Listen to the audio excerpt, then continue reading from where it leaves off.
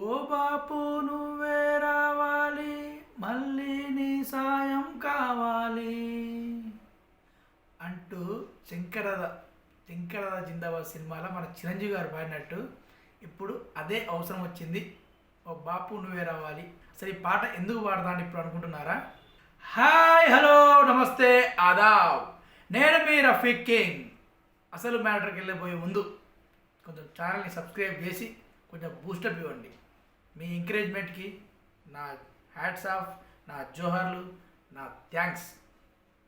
ఇక ఈ పాట పాడడానికి కారణం, ఇప్పుడు మన తెలంగాణ జిల్లాల్లో మున్సిపాలిటీ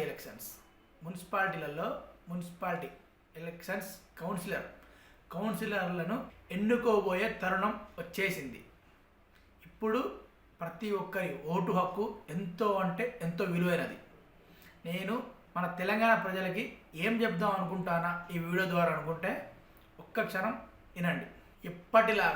ఎప్పటిలాగా నడుస్తున్నట్టు అదే డబ్బు తీసుకొని ఓటేద్దామా, లేక ఒక్క రూపాయి కూడా తీసుకోకుండా మన ఊరిని అభివృద్ధి చేసే వాళ్ళకు ఓటేద్దామా? దయచేసి ఒక్క క్షణం ఆలోచించి నిర్ణయం తీసుకోండి. నేను ఏ ఒక్క పార్టీ తరఫున చెప్పట్లేదండోయ్, కేవలం ఒక్క ఓటర్గా మాత్రమే చెప్తున్నాను. మన విలువైన ఓటు 500 రూపాయలకో ఏదో మందు బాటిల్కో అమ్ముకోకూడదు. డబ్బు తీసుకొని ఓటేసి ఆత్మగౌరవాన్ని చంపుకోకండి. మన జిల్లాని, మన ఊరిని, మన కాలనీని అభివృద్ధి చేసుకోవడానికి ఏకైక ఆయుధం ఈ ఒక్క ఓటు మాత్రమే. ఓటు వేసే ముందు దయచేసి ఇలాంటి పనులు చేయకండి. నేను చెప్పేటి ఒకటి, మన కులపోడే కదా, కులాన్ని చూసి ఓటు వేయకండి. అరే, మన తెలిసిన వారు నిలబడతాడు కదా, మన ఇంటి పక్కోడు కదా, మన ఇంటి ముందోడు కదా, పాపం అడుగుతాడు కదా అని అస్సలు ఓటు వేయకండి. మన చుట్టం కదా, మన పెదనాన్న కొడుకు, మన బాబాయ్ కొడుకు, మన తెలిసిన వాళ్ళ కొడుకు కదా, దూరం చుట్టం కదా అని కూడా ఓటు వేయకండి. డబ్బులు ఇచ్చాడు కదా, అరే మనం డబ్బులు తీసుకున్నాం కదా, డబ్బులు ఇచ్చాడు కదా అని కూడా ఓటు వేయవద్దు. మన గల్లీ వారే కదా, అరే ఎప్పటిలో 10 years నుంచి 20 years మన దగ్గర ఉంటాను కదా, చూస్తాను కదా అని కూడా అస్సలు ఓటు వేయవద్దు.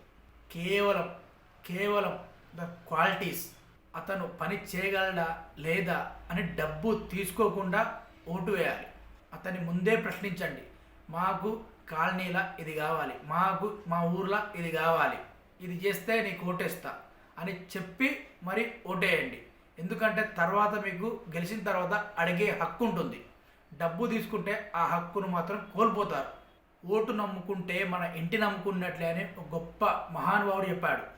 మన ఓటర్ కార్డుని ఏ డ్రైవింగ్ లైసెన్స్ తీసుకోవడానికో, ఏ సిమ్ కార్డు తీసుకోవడానికో వాడుతున్నారు తప్ప ఎవ్వరు మంచి పనికి, మంచి వ్యక్తిని ఎన్నుకోవడానికి, మన కాలనీని డెవలప్ చేయడానికి, ఒక ఊరిని డెవలప్ చేయడానికి, ఒక జిల్లాని డెవలప్ చేయడానికి, ఒక మన భారతదేశాన్ని డెవలప్ చేయడానికి ఎవ్వరు ఓటర్ కార్డును వాడతలేరు.